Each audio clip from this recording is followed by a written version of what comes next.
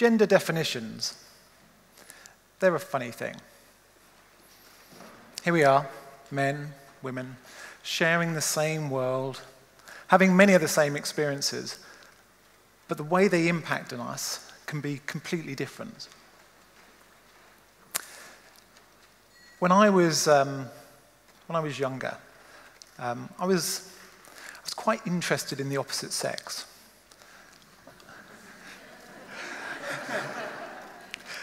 And I probably spent more time than I should have when I was at school pursuing them, trying to understand, how they tick, and hoping that maybe a few of those women may like the way I tick and find me not altogether unattractive and maybe not so unusual that they might want to spend a little bit of time with me.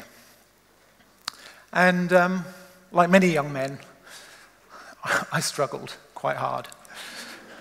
But then I grew up, and as I grew up, I matured and I got experience, and with that maturity and experience, not much more understanding, actually.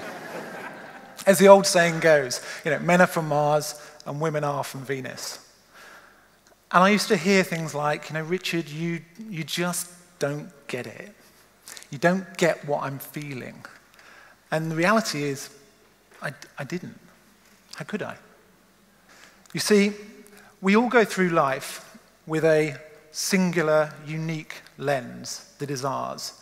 And it defines our experiences and how we interpret them. And my experiences are going to be very different to yours, and I can't possibly appreciate really what yours are like. Now, we can talk about it, and we can share photos and videos, and we can gather in places like this and try and project and understand what those connections mean. But it's really quite difficult to do so. I mean, can you really feel what somebody else feels? What I'm talking about is empathy. The idea and the ability to recognize an emotion in somebody else and be able to internalize it, to be able to bring it within and feel it for yourself. That's a really difficult thing to do. To be able to feel somebody else's pain or their pleasure, their anxiety or their anger, it can be really hard. Many people suffer with a lack of empathy, particularly when it comes to situations or people that they don't fully appreciate or haven't come across before. And that can be quite difficult.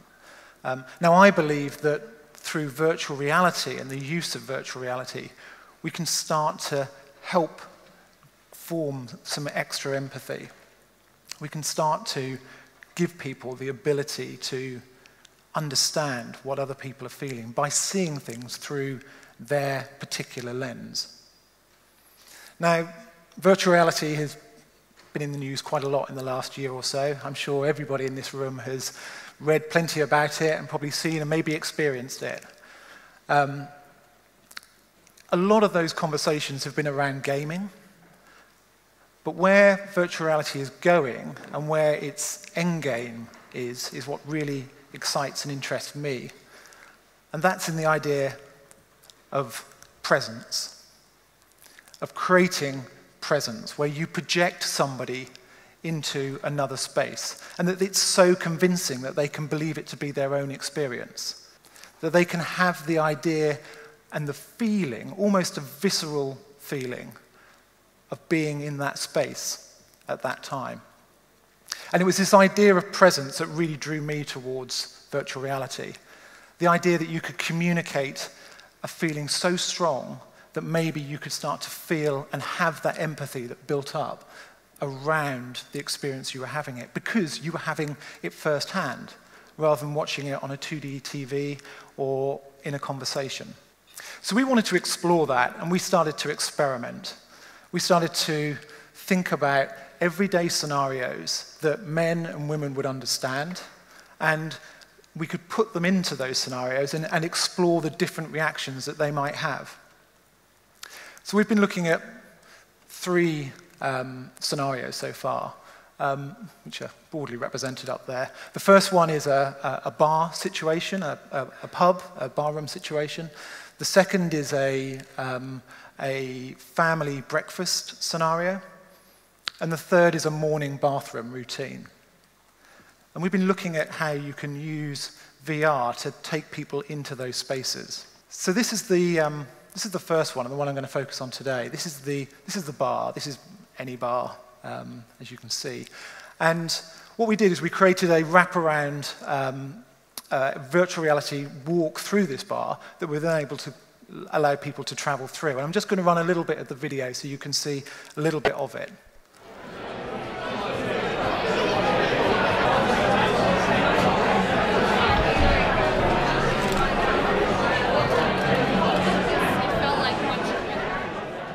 Now, it has certain pauses in it because we wanted people to have time to reflect on certain sections. Now, this looks fairly familiar and it's fairly flat because we've had to flatten it out to put it onto the screen here. But of course, if you were here, if you were in this bar and walking around it, what you'd see and feel would be very personal because you'd be enveloped by it. It would be part of you and you would be part of it. And that's the same feeling you get when you start to look at these type of experiences and have these type of experiences through a virtual reality headset. So we took these experiences and we played them to men and we played them to women and we noted down how they felt and what their reactions were at certain stages, what they were looking at. And then we mapped that together. We aggregated those feedback from both those two genders, and we created a new experience that then had certain triggers, audio and visual triggers, that allowed you to see what the male gender or the female gender was looking and feeling at certain points. And this is, for us, quite early stage. We've been sort of working through it, and we've got some initial reactions that have been coming through, but we've still got a long way to go. And some of the initial reactions have been really quite interesting. The first one was that when we show it to men, all of the men believe that that's a man having that experience. But when we show it to women, about 40% of the women believe it's a man having that experience. But none of the men have that feeling. When we show women the experience and they are able to be within it for a number of minutes, they start to notice lots of men inside the bar who are all staring at them. And it makes them feel uncomfortable, unsurprisingly, and a little bit uncertain about that space, and they don't like it. What's interesting is none of them noticed the women in the bar who were also staring at them. We were walking around with quite a big camera, so there was a lot to stare at. None of the women were seen by any of the women watching and experiencing this particular piece. When we then swapped it over and allowed the women to see the male experience with those extra clues, one of the things that came through that was really interesting was that the women were surprised about the male reaction to those guys who were all staring. The women were really surprised to see the men have a real kind of base, almost Neanderthal type of reaction to this observation that was going on. They didn't like it, and they were quite surprised by that happening. And likewise, when we showed the men the female experience, they were quite surprised to see how the women were looking for safe harbor within this bar. It was a lot of people staring, there was a lot going on, and they wanted to gravitate towards the waiter and towards some safe zones that they'd spotted. A bookshelf was referenced a lot of times, a seat in one particular corner, where they could get out of the walkway and remove themselves from that main walkway. And the men watching this were quite surprised by that. It wasn't an experience that they'd had, and it opened their eyes up to that idea that maybe somebody else could have a slightly different experience. Now, as I said, this is early stage work, and these are simple scenarios. And what we've been doing with them is really just starting to explore the idea. What we've seen from the early return work on this is that, as we thought, by providing presence within these virtual spaces, we can allow people to start to build an empathy towards an emotion that they otherwise wouldn't have had.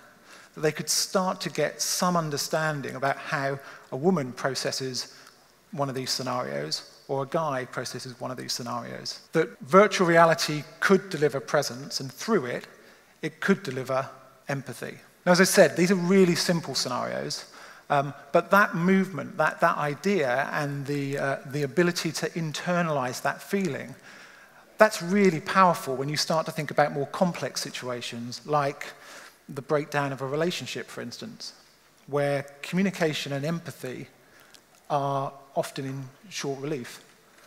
Or a crime victim situation, where you might want to have the perpetrator have the ability to understand the consequences of some of the things that they've done. It could give them the ability to not just see it, but actually feel what it's like to experience that. Or if you turn to commerce, from simple things like health and safety training through to customer services training, again, the ability to put yourself into that person's experience and have that builds up a really interesting space. As I said at the beginning, the gender differences are a funny thing, and we started to explore a little bit of them. They're defined by lots of different factors. Society, culture, history, geography, they all have a factor in building what we think gender is about and the differences between them. And over time, it's changing. What makes a man today and a woman is very different than it was 50 years ago. And that will continue to change, I'm sure. And as it does, some of the inequalities that we know exist today will, I'm sure, be identified and removed. Now, I'm not suggesting that virtual reality can fix all those problems. Far from it. But what I think it can do, and what I'm excited about, is the idea that virtual reality can give you that presence, that gives you the empathy. And from that, it can give us a new tool to understand some of these situations. I think that virtual reality can really help break down some of the boundaries of gender difference and understanding and empathy towards the difference between a male and a female, so that we can start to understand one another better. And I think it's something that's coming through very quickly, but it's coming through in a very open source way, and therefore it's open to everyone to try. And I think it's something that we should all be really excited about. So, thank you very much.